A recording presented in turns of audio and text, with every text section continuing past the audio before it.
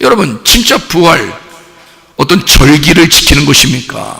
아니면 진짜 내 양심을 깨우는 날입니까? 하나님의 말씀을 통해서, 진짜 영적인 말씀을 통해서 내 양심을 깨우는 거, 이거를 부활이라 그러는 겁니다. 그러니까 진정한 부활을 깨달으셔야지, 그죠? 진정한 자유를 깨달아야죠. 내가 나로부터 갇혀 있었던 나로부터 벗어나는 거, 진정한 자유. 애굽에서 왕자였었던 모세가 애굽 사람을 때려 죽이고 이스라엘 사람을 살립니다. 그리고 이스라엘 사람들이 둘이 싸울 때 이스라엘 사람들은 그렇게 싸우면 안 된다라고 말해요. 그리고 걸렸다, 들켰다, 그래서 도망간 거예요. 그런데 히브리서에서는 뭐라고 얘기하냐면 그가 세상의 즐거움을 포기하고 하늘의 상을 위하여 떠나갔다, 이렇게 말하고 있습니다. 자, 여러분, 영적인 세계라고 하는 것은 이런 것입니다. 자, 모세가 애굽 사람과 이스라엘 사람이 둘이 싸울 때 그거를 뭘로 보았을까? 뭐라고 보았을까? 아니, 그 전에, 자, 그날 하필이면 왕자가 쳐다볼 때 둘이 싸웠다면 그 전에는 싸움이 없었을까? 한 번도? 있었겠죠. 그 전에도 싸움이 있었을 거란 말이에요. 근데 모세는 전혀 관심도 없었고 보지도 않았어요. 몰랐어요. 그냥 지나쳤습니다. 항상 그런 일들이 있어 왔겠죠. 생각해 보세요. 한 400년 가까이 종살이 하고 있는데, 뭐 종살이라기보다도 애굽에 살고 있는데 요셉 때부터 그때까지 계속해서 이스라엘 백성들이 살고 있었단 말이에요. 그죠? 그러니까 한 400년 가까이를 살고 있는데 생각해 보세요. 무슨 일은 없었겠습니까? 다 있었죠. 애굽 사람, 이스라엘 사람 뭐 싸우는 건 평상시에도 항상 있었을 것이고 이렇게 계속 있어 왔단 말이에요. 근데 하나님이 그날따라 두 사람이 싸우는 것을 모세가 보게 합니다. 그리고 모세로 하여금 애굽 사람을 때려 죽이게 합니다. 이게요, 그날따라, 그때가 어느 때냐면 모세가 40세 때예요. 모세가 40세 때. 그러니까 40년 동안은 전혀 이런 충돌이 없었다는 얘기야. 모세의 마음 속에서. 모세의 마음 안에 하나도 충돌이 없었어요. 전쟁이 없었단 말이에요. 근데 모세의 마음 안에 갑자기 양심이 깨어나고 있는 거예요. 어떤 양심이 깨어나고 있냐면 이제까지 들었던 말씀, 어머니로부터 들었던 그 말씀, 그리고 자기가 애굽의 왕자로 자라나고 있는 이 말씀과 이 어머니로부터 듣던 그 말씀이 싸우는 겁니다. 충돌. 그게 누구와 누구의 싸움으로 보여진 거예요? 애굽 사람과 이스라엘 사람이 둘이 싸우는 거로 보여지는 거죠. 거기서 모세는 갑자기 양심이 깨어나, 양심이 부활하고 갑자기 거기서 어떤 짓을 하고 싶어 해요? 애굽 사람을 죽이고 싶어 합니다.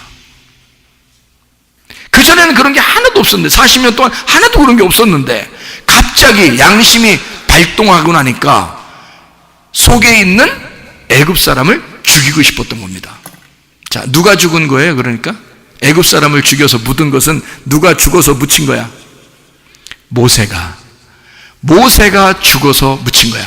애굽에서 왕자로 살았던 모세가 죽어서 묻힌 거야. 그러니까 모세는 모세를 죽인 거야. 이해가 됩니까? 모세는 또 다른 모세를 죽여 땅에 묻어놓고 모세는 그 속에 있는 이스라엘이라는 하나님의 말씀을 간직하게 되었다, 그 말이에요. 그리고 이스라엘 사람들이 둘이 싸우니까 니네 싸우면 안 돼. 말씀은 그렇게 분리가 된 것이 아니야. 서로 싸우는 게 아니야. 말씀끼리는 그렇게 싸우는 게 아니야. 하나야. 우리는 한 민족이야 라고 얘기한 거예요. 그랬더니 그렇게 주장하고 있는 모세를 누가 정죄해요? 그 양편으로 갈라져 있는 이스라엘 사람들이 정죄하는 거예요. 자, 이스라엘 사람들은 세상 사람이에요? 하나님의 백성이에요? 하나님의 백성이에요. 자, 세상 말이에요? 하나님의 말씀이에요? 하나님의 말씀이에요. 그 율법 두 개로 나누어진 그 율법이 모세를 정죄한 거죠. 모세를 그렇게 정죄하니까 모세가 그 율법에 의해서 자기가 벌거벗겨졌다는 거지. 자기를 막 드러내는 거죠. 죄를 막 드러내는 거죠. 가슴이 찔리는 거죠. 양심이 막 뒤집어지는 거죠. 그랬을 때 모세가 어떻게 해요? 이 애굽을 내가 버려야 되겠구나. 내가 이 애굽을 버려야 되겠구나. 왕자로 자라나고 앞으로 막 어떤 잔인한 그 싸움을 통해서 잔인하게 사람들을 죽여서라도 자기가 왕자가 될 수도 있거든요. 왕이 될 수도 있거든요. 그런데도 그걸 다 포기합니다. 애굽을 포기하고 광야로 떠나가는 거예요. 자, 광야로 떠나간 것은 이제 뭐가 됐다는 얘기예요? 광야로 가면 뭐 있어요? 아무것도 없죠. 애굽에 있을 때는 뭐였어요? 왕자. 왕자는 모든 걸 다 가진 자예요? 못 가진 자예요? 모든 걸 가진 자예요. 세상의 부자란 말이에요.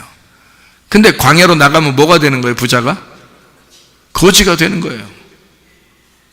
하나님은 그러니까 뭘 만드시려고 했던 거야? 이 땅의 부자를 끌어내서 거지를 만들고 싶은 거야. 거지를 만드니까 심령이 가난해져, 안 가난해져? 심령이 가난해져. 그리고 애굽이라는 세상에서 살아봤기 때문에 이 사람이 심령이 가난해지면서 어떤 그 괴로움이 자기 속에 생겨나요. 영적인 괴로움이 시작된단 말이에요. 그게 애통하는 거예요. 내가 애굽 사람을 때려 죽였다. 나는 더 이상 살지 못한다. 이제 나는 더 이상 애굽으로 돌아갈 수가 없다. 나는 죽었다. 그 유월절의 애통이 자기의 속에서 막 생겨나는 거예요. 광야에 가가지고요. 그러니까 이 사람이 막 짓눌린 사람이 돼, 안 돼? 짓눌린 사람이 돼. 막 짓눌려져. 그러니까 이 사람이 온유한 사람이 되겠어요, 안 되겠어요? 온유한 사람이 되는 거예요. 그래서 민수기 12장에 보면 모세만큼 온유한 사람이 없다, 이렇게 말해요. 마태복음 11장 28절부터 30절까지 말씀에 예수님이 어떤 분이라고 했어요? 나는 온유하고 겸손하니, 그러잖아요. 그러면 예수님은 누구라는 얘기야? 나는 구약의 모세야 라는 얘기죠. 구약의 모세는 자기가 온유한 사람이 되었어요. 신약에 누가 됐다는 얘기예요? 예수님이 됐다는 얘기예요. 그러니까 이 땅에 내려오신, 이 땅에 광야로 쫓겨나신, 자기의 왕자의 그 모습을 버리고 이 땅에 거지로 쫓겨나신 예수 그리스도와 똑같은 입장이 된 모세. 그래서 그 온유한 사람에게는 뭐가 주어져요? 온유한 사람은 복이 있나니 저희가 뭐를 차지할 것이요? 땅을 기업으로 얻을 것이다. 그러니까 모세가 얻을 하늘의 상이라고 하는 것은 무엇이었던 거예요? 그러니까 땅이었던 거죠. 그러니까 하나님은 그 모세에게 하늘의 땅을 주고 싶었던 거예요. 온유한 사람을 만들어 하늘의 땅을 주고 싶었다. 그러면 예수가 이 땅에 온유한 분이니까 예수에게는 뭘 주고 싶겠어요? 예수는 온유하신 분이니까 예수에게는 그 땅을 주고 싶을 거 아니야, 예수님에게도. 그럼 그 예수님은 무슨 어떤 땅을 차지할 수 있을까? 교회. 그래서 예수님이 교회를 차지하시는 거예요. 교회가 자기 몸이 되는 거야. 자기께 되는 거예요. 자기는 머리고 교회는 몸이 되는 거예요. 그래서 자기께 되는 거야. 온유하신 분이니까 땅을 차지한 거잖아. 교회를 차지한 거니까 모든 교회 다니는 사람들이 예수의 이름에 무릎을 꿇고 그분에게 섬김고 예배드리고 그분을 주인이라고 고백하고 하나님께 영광을 돌리는 분이 되셨다. 이게 예수 그리스도. 놀라운 분이 되셨다, 이 말이에요. 그런 예수 그리스도가 우리에게 있다는 거죠. 그 예수님이 어떠한 분이셨기 때문에 심령이 가난하고 애통하고 온유한 분이셨기 때문에 그가 땅을 차지할 수가 있었다. 그 땅은 뭐라고요? 교회라고요. 우리가 땅은 또 뭐라고요? 나 개인으로 말하면 우리 마음이라고요. 그래서 내 마음을 다 차지해 버리신 거야. 예수님이 부활하셔서 내 마음을 다 차지해 버리신 거야. 그러니까 나는 내 마음을 다 뺏긴 거지. 남자들은 결혼하면서 자기 아내의 마음의 도둑놈들이죠. 여자의 마음을 다 훔친 거 아니에요? 마찬가지로 예수 그리스도가 내 마음을 다 훔친 거야. 내 마음을 다 가져가신 거예요. 그래서 내 마음엔, 이 구멍난 마음에 예수 그리스도가 나의 주인이신 거지. 내 마음을 다 차지해 버리셨단 말이에요. 내 거는 없어진 거야.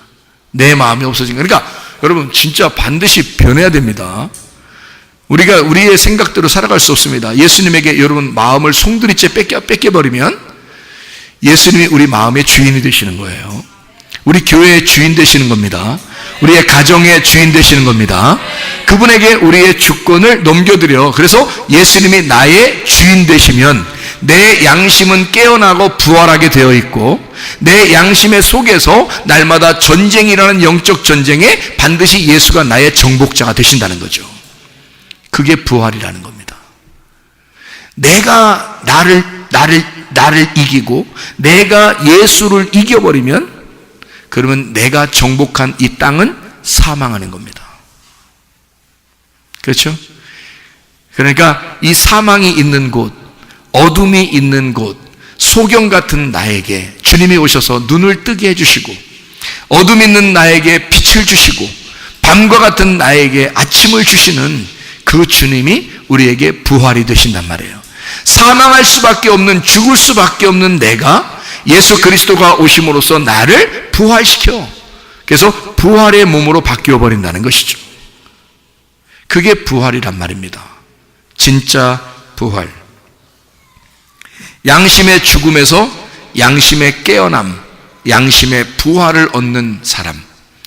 모세가 마치 자기 속에서 갈등하고 있었던 그 싸움에서 예수 그리스도가 자기를 차지하도록 자기를 내어놨을 때, 하나님은 모세의 마음을 송두리째 빼서 광야로 끌어내.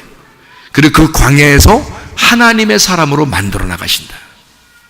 네가 40년을 애굽에서 왕자 생활을 했으니 내가 광야에서 너를 거지로 40년을 살게 만들겠다.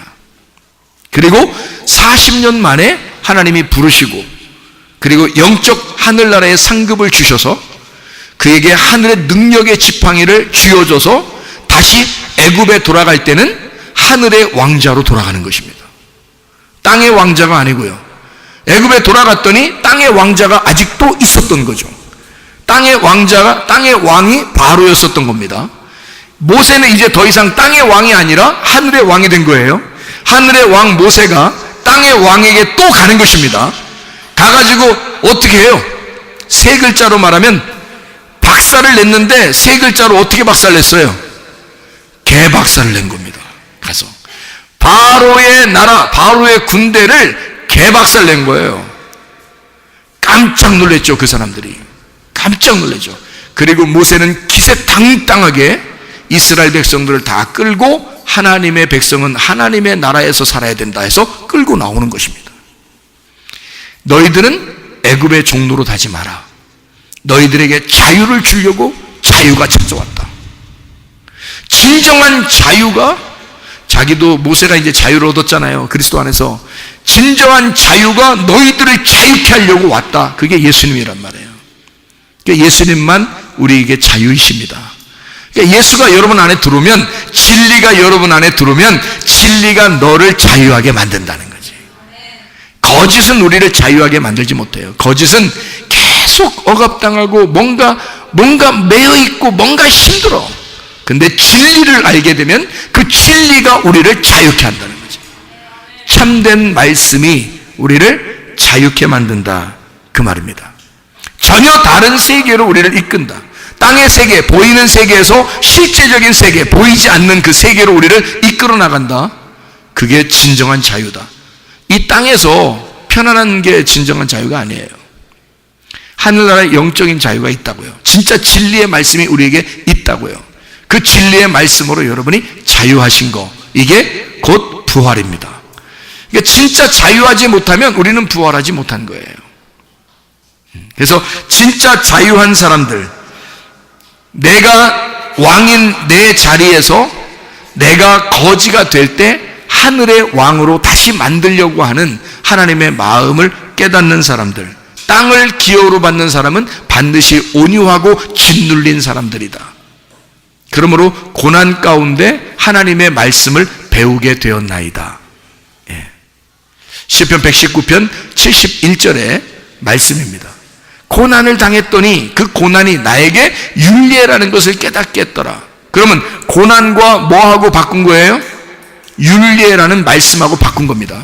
고난과 그 윤례라는 말씀하고 바꾸니까 어떤 현상이 벌어져요? 고난이라는 지옥에서 천국하고 바꿔버린 거죠. 말씀을 바꿨으니까, 말씀이 천국이니까, 말씀이 하나님이니까 그 하나님하고 나의 고난하고 바꾼 거란 말이에요. 그러면 고난 당한 것이 우리에게 안 좋은 게 아니라는 거죠. 유익한 거라는 거죠. 왜냐하면 천국하고 바꿀 수 있는 기회가 되니까. 여러분, 질병이 걸린 사람들도요, 그 질병의 억압에서 이렇게 매여 있는 자를 주님이 어떻게 해요? 풀어주시려고 이 땅에 오신 거잖아요. 주님이 십자가 못 박혀 돌아가시고 채찍에 맞으신 것은 우리의 질병을 다 낫게 하고자, 우리의 죽음에서 우리를 부활시키고자 오셨잖아요. 그러면 예수님이 그것 때문에 오셨으니까 내가 억압당했다, 내가 죄인이다, 내가 질병의 고통에 있다 라고 하는 것은 그 자체가 어떤 면에서는 축복이라는 거죠. 왜냐하면 그걸 통해서 말씀이라는 천국을 깨닫게 될 것이니까. 그걸 통해서 예수가 찾아올 거니까, 그 사람에게 예수가 찾아올 거니까. 온전하다고 그러면 죄가 그대로 있는 것인데, 자기가 소경이라 그러면 죄가 없다 그러니까, 우리가 죄인이라고 내가 고백한다면 더 이상 죄가 없는 것이다. 주님이 찾아오실 거니까. 그렇죠? 내가 죽었다 그러면 그 사람은 더 이상 죽은 게 아닐 것이니까. 근데 자기가 살아있다, 나는 눈이 떴다, 나는 살만하다, 나는 의롭다, 이렇게 말하는 사람은 주님이 찾아오시지 않으니까, 계속 그 가운데 살아야 되니까. 근데 그런 사람이라 할지라도 하나님이 찾아오기 시작하면요, 사람이 바뀌어버리죠. 영적인 거지가 되고 그 사람을 광야로 끌어냅니다. 그 고통 가운데 주님 발견하게 만들죠.